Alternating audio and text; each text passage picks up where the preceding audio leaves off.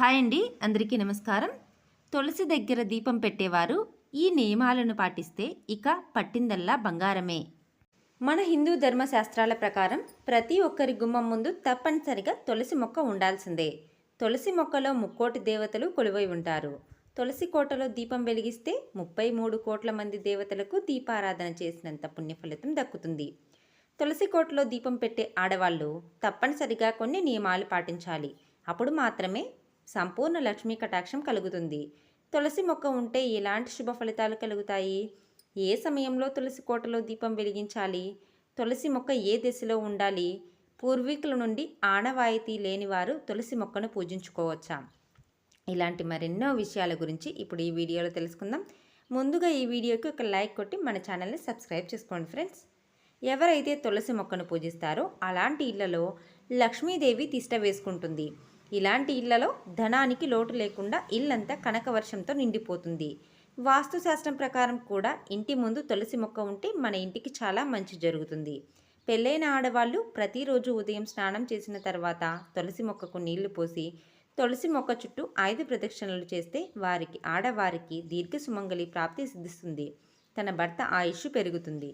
అలాగే తులసి కోటలో దీపారాధన చేస్తే విపరీతమైన ధనం చేకూరుతుంది.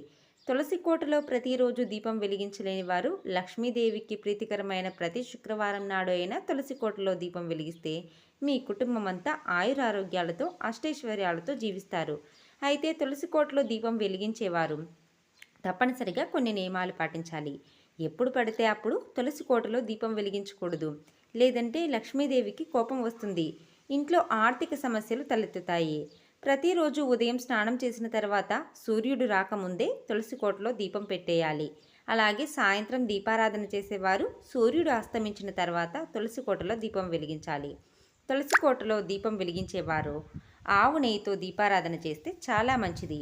ఆవు నెయ్యితో దీపం వెలిగిస్తే లక్ష్మీదేవి అనుగ్రహాన్ని త్వరగా పొందవచ్చు. కుటుంబంలో ఎలాంటి సమస్యలు లేకుండా లక్ష్మీదేవి మన ఇంటిని రక్షిస్తుంది. మనలో చాలామంది తెల్లవారుజామునే తులసి కోటలో దీపారాధన చేసేస్తారు.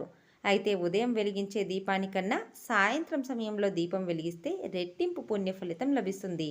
కాబట్టి సాయంత్రం సమయంలో ఎవరైతే తులసి కోటలో దీపాన్ని వెలిగిస్తారో అలాంటి కుటుంబాలు జీవితంలో ఎప్పుడూ చూడని ఐశ్వర్యాన్ని పొందుతారు. ఎంతో అదృష్టం ఉంటే కానీ తులసి కోటలో దీపారాధన చేయలేము. తులసి కోటలో ఒక చిన్న దీపం వెలిగిస్తే ఆర్థిక సమస్యలన్నీ వెంటనే తొలగిపోతాయి. అలాగే సమస్త పాపాలన్నీ తొలగిపోయి మోక్షం లభిస్తుంది. మరణానంతరం స్వర్గానికి చేరుతారట. కాబట్టి ఒక మనిషి మరణించిన తర్వాత కూడా నోట్లో తులసి ఆకులను పెడతారు.